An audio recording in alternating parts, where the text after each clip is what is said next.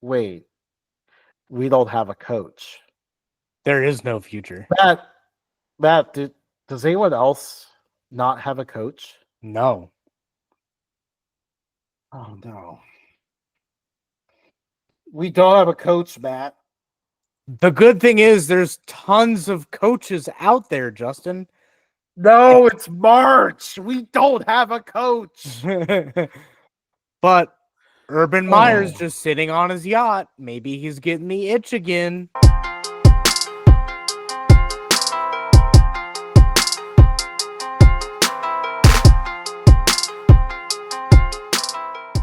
Hello, hello, hello, and welcome to Updog Sports Talk, official NASCAR temporary sponsors on the ARCA series. We are on the back of a NASCAR, baby. Yeah.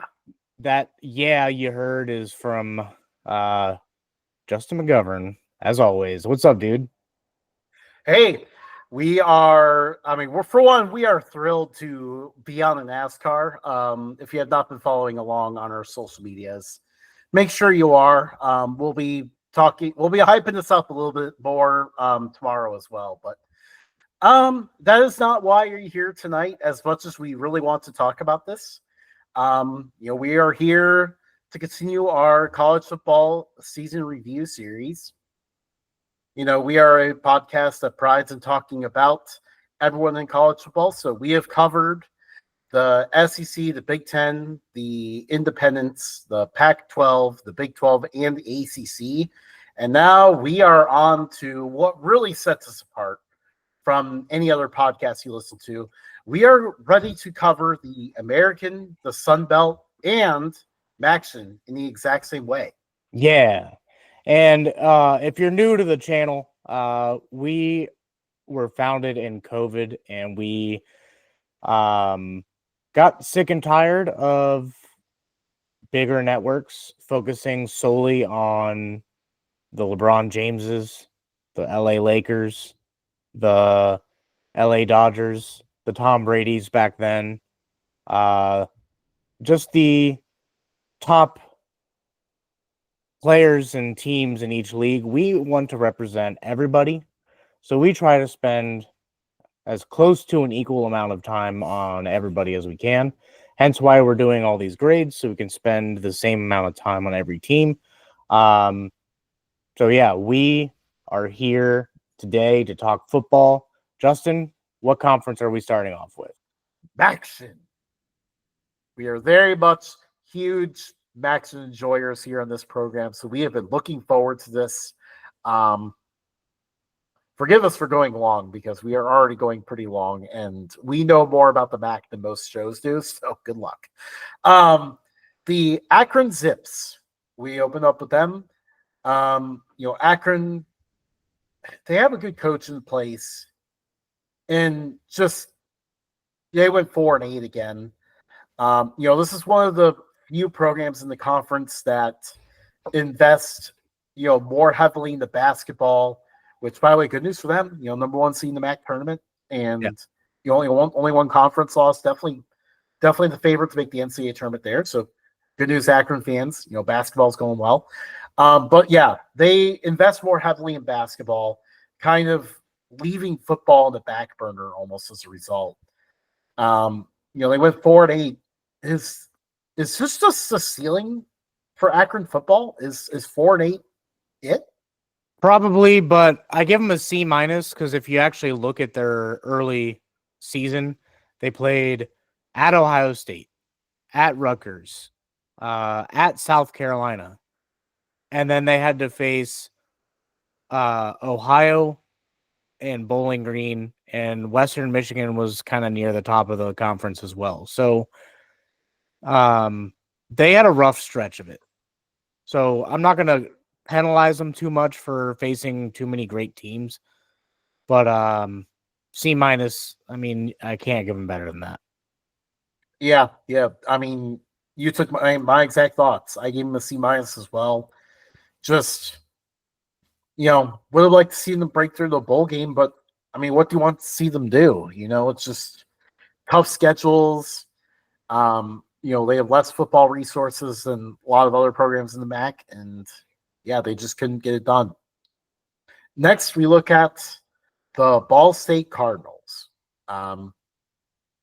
We didn't know what to expect the Ball State entering the year, and they ended up going 3-9. How would you grade your season? D-. I can't decide if their best win was Northern Illinois in the midst of their losing streak or Missouri State, because Kent State is not a solid win. You might as well have just had a bye week that week. But I'm thinking Missouri State to start the season may have been their best win. No, I'm going to go with Northern Illinois. That one was that was their highlight for sure. I gave them a D just simply because of that win. It's a rivalry game, and Ball State had such a hard time with, like, not only were they already struggling, but they also struggled to win one-score games a lot of the time. So, the fact that Northern Illinois game was finally the game where they got it done had to feel so good. And when they look back on the season, that's their one moment where they can go, hey, we did beat the Huskies. We took that game. That was huge for us. But, obviously got to be, coach got fired. Yeah, tough go of it, but I like who they brought in. So it'll be very interesting to see what the future holds for the Ball State Cardinals. Now we get to our alma mater, the Bowling Green Falcons, who are 7-6. I'm going to change my Bowling Green hat. So Matt, take it away. I give them a B+. The 7-6 record didn't do them justice. They lost a one-score game to Penn State, in which they probably actually could have won that game. They lost a one-score game in the next week at Texas A&M, which, again, they probably could have won that game. But they ended the year pretty, and then randomly lost to Old Dominion and fell to Northern Illinois in the midst of their hot streak. So I give them a B+ because of their late October, early November run to keep them in the thick of things. And they had a solid offense. Yeah, I gave them a B. There's definitely, finishing winning record was good. Beat Toledo. That was very important. But the reason why I couldn't go higher was, kind of what you mentioned with the one-score games. Like, it just kind of felt like they left a lot of meat on the bone with some of these games. Just like ill-timed penalties, red zone execution, that kind of stuff kind of kept them from being able to accomplish more than they already did. So, B was very solid. At the very least, in the future, well, we don't have a coach. There is no future. Does anyone else not have a coach? No. Oh, no. We don't have a coach, Matt. The good thing is there's tons of coaches out there, Justin. No, it's March. We don't have a coach. But Urban Meyer's just sitting on his yacht. Maybe he's getting the itch again. Yeah, the coach just up and left to go to the Philadelphia Eagles. No, we don't have a coach. To move on past depression, the Buffalo Bulls had an amazing season this year. They went 9-4. They finished the season on a 5-game win streak. And then they did have a little bump in the road near the middle. Justin, what do you give them? Oh, I gave him an A. I mean, this was an incredible effort. So like Buffalo was actually by one source of hope here for Bowling Green because they ended up with a coach opening late in the cycle, and Pete Lembo came in late. So at least I thought Pete Lembo came in late. I did look it up. He got hired on January 21st. Not this late. Oh, not I this gave late. him. But anyways, he came in late and made this team extremely solid right away. Yeah. I gave him an A minus. If they would have just beat Western Michigan, I probably could have moved it to an A. But for a MAC team going 9-4, putting yourself in position late in the season and beating Liberty in a bowl game, solid year. Yeah. Obviously they have a few losses here and there, but it's very clear that player development is something that Pete Lembo is really good at. This is not his first stint in the MAC. He was at Ball State, probably roughly a decade back, had very solid results with them as well. He's building something here. Yeah. And we definitely have to talk about the Buffalo Bulls as one of the top programs in this conference moving forward. Yes. Next, we look at the Central Michigan Chippewas. With Jim McElwain, they saw the cloud of the fact that no one announced any results of the Connor Stallions on the sideline investigation. It was like over a year later, they never announced anything. I think they ultimately landed on something, but they went 4-8. Jim McElwain got fired. How would you grade your season? I give them a D, maybe a D plus. They did have a relatively solid win against San Diego State, but all their wins in FBS contention were one-score wins. They snuck a Western Michigan win at the end of the year, but if the wind blew a little harder in those games, they probably would have lost. Yeah. I mean, I give them a D as well. It doesn't end up a D minus because at the very least they did beat Western Michigan, which their fans are happy about. That was their main highlight of the year. And for the most part, they're moving on now. The less said about the McElwain era, especially at the end, probably the better. Well, moving to the other side of the state. Maybe not really the other side, just like probably a couple hours east, but no, a couple hours south. Yeah, that's right. The Eastern Michigan Eagles. Yeah, Eagles. Okay, I blanked there for a second. They still have missed an opportunity by not going with emus. Oh, I know. They could have gone a bunch of different routes being there in Michigan, but they had a good start to the year. Then they just fell off. So I give them a D because they just couldn't win after mid-October. Yeah. Obviously their head coach, Chris Creighton, is a known overachiever. Eastern Michigan used to be their Kent State and Akron at the bottom of this conference all the time.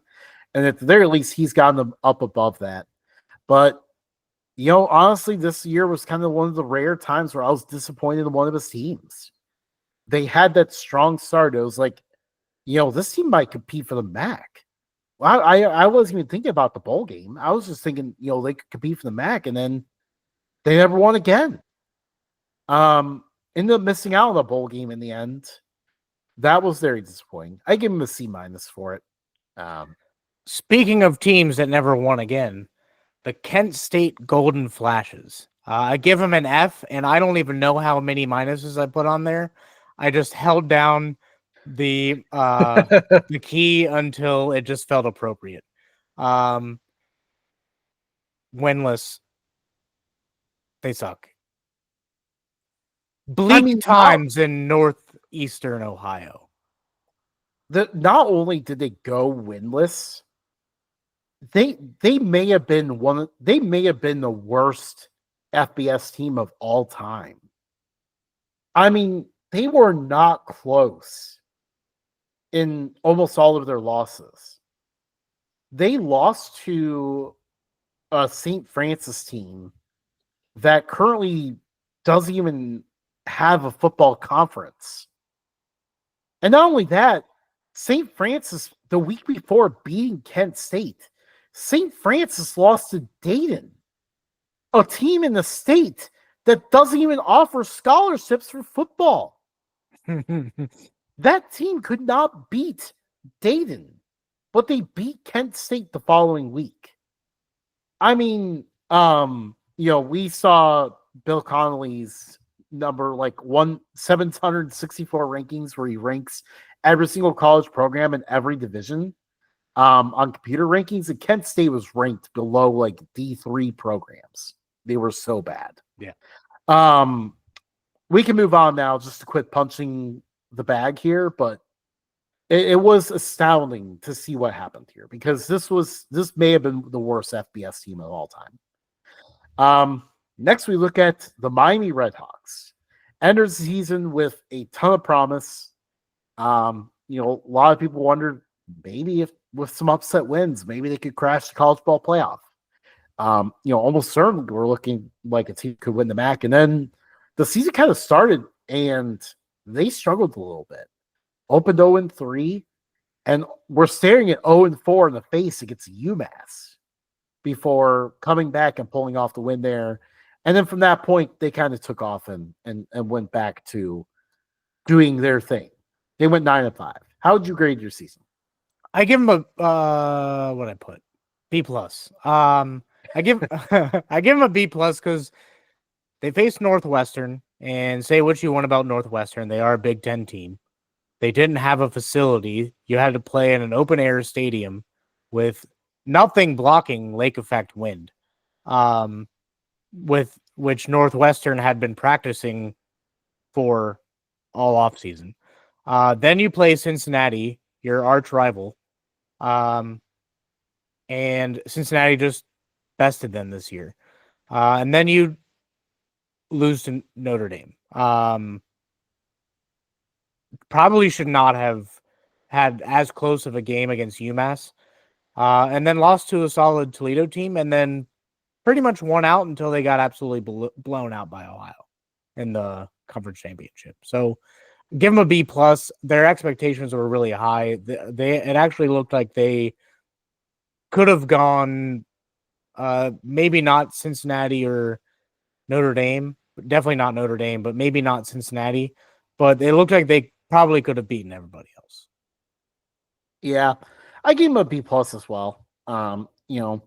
Didn't win the MAC in the year they were expected to, so that was slightly disappointing. Probably should have come out with that Northwestern win, especially how bad Northwestern ended up beating. But in the end, they still did solid. It was a good year.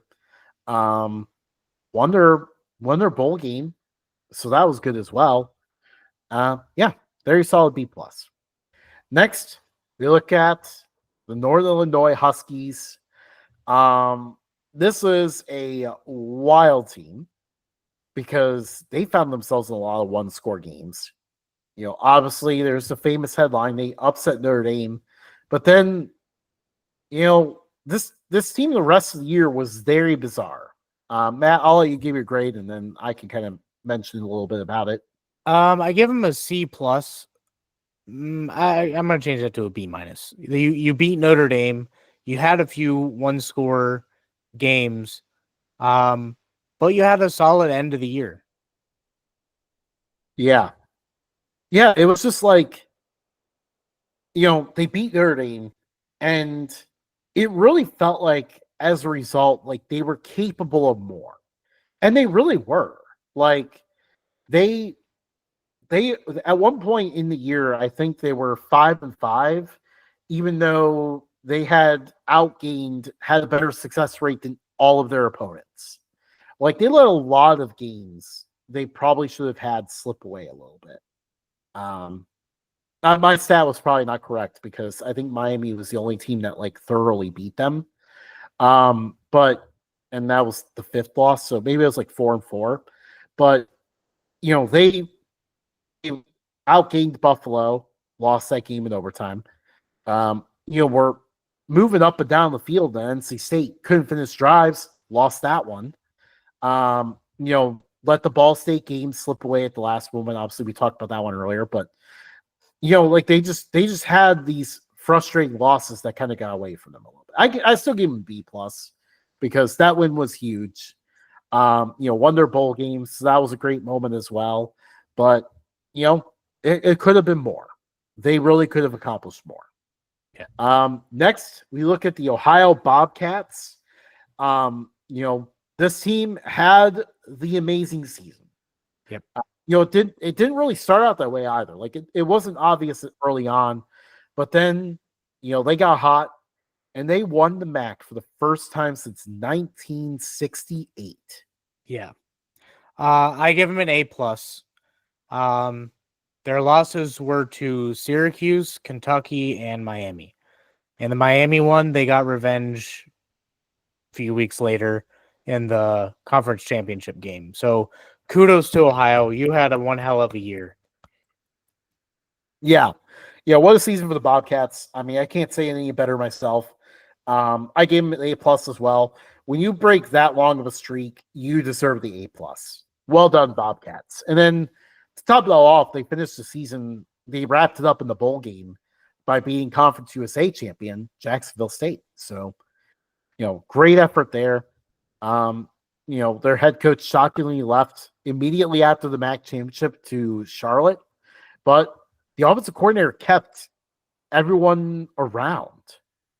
So, just for that alone, he earned the job.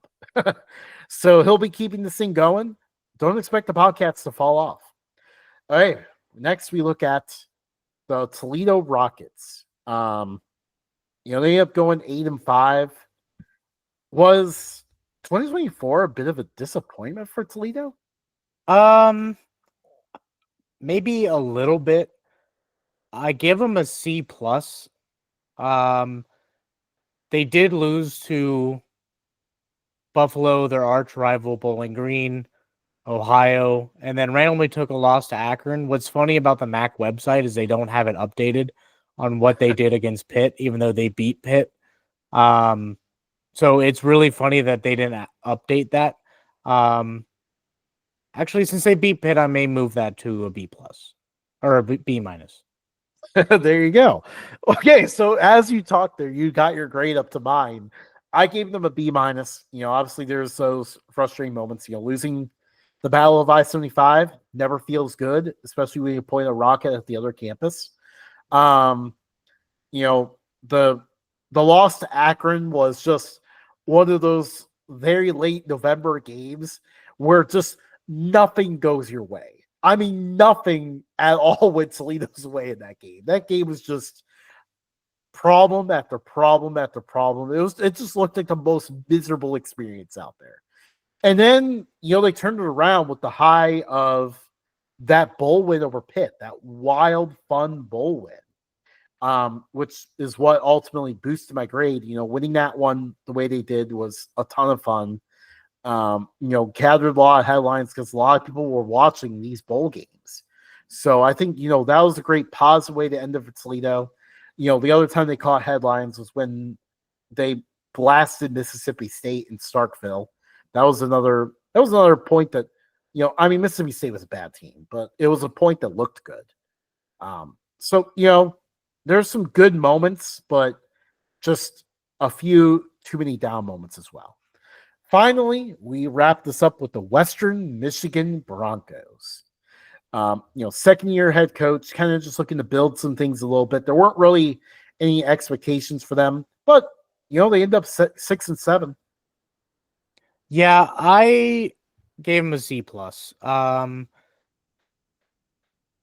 They started off the year undefeated in MAC play, and then other than the Eastern Michigan game at the end of the year, lost out. Yeah, it was as soon as the clock turned to November, the month of action, it kind of felt like this team kind of dropped off a little bit. That was kind of disappointing to see for them. So I would have preferred that to finish better, but in the end, I like the steps they made. Good steps in the right direction. So I give them a B. It was a positive season. With an eye on moving forward and continuing to improve. By the way, their account, their official account is like one of those that's just like a reminder that each team official account is like a different personality. Their account just does play-by-play updates, just no commentary on what's going on, just straight up play-by-play updates for each game, and it just amuses me. Well, that is the show today. As a reminder, we will be on a NASCAR this weekend. On Friday, 3/7 at 8 p.m. on FS1. Our logo will be on either the B or the C pillar for Brayton Laster's 06 ARCA Menards Series race car. You can watch him win because we're going to be on the car and we're winners. So we're super excited about that. We won a contest, didn't have to pay anything. That was fantastic. So Brayton, thank you so much for allowing us to win that contest and put us on the side of your car or back. So thanks, Brayton. Yeah, I mean, this is a pretty incredible moment for the show. Like we are a small show based out of Ohio, and our logo is going to be on a ARCA Series car all the way in Phoenix, Arizona. Yeah. So a whole new market. Brayton, if you're watching, if you can maybe just point to us, if you want to be as kind to say something about us, that'd be great. We do understand how NASCAR works, so you do have to give a shout out to the paid sponsors. But if you want to give a shout out to the unpaid sponsors, yeah, you gotta shout out your paid sponsors before you shout out us freeloaders. Yeah. This is the definition of along for the ride. Oh yeah, 100%. And the fact that his Twitter handle is the One Pizza Man, fantastic, amazing. Wouldn't have wanted to be on anybody else's car. So thanks, Brayton, for allowing us to be on your car this weekend. If you do not follow us at Updog Sports Talk on every social media, we're verified now. So look for the green or blue check mark. And except for TikTok, it's super complicated. It's just at Updog Sports Talk. Nothing else to it. Like, subscribe, share with your friends. We love hearing from people looking to grow this channel. If we're on the back of the NASCAR, we have high expectations. So been a great week for us. We're going to ride that high all the way through Friday, and see you guys next week. See you next week. Hopefully Bowling Green has a coach by then. Hopefully. We'll see. Probably not. See you guys. Still no coach.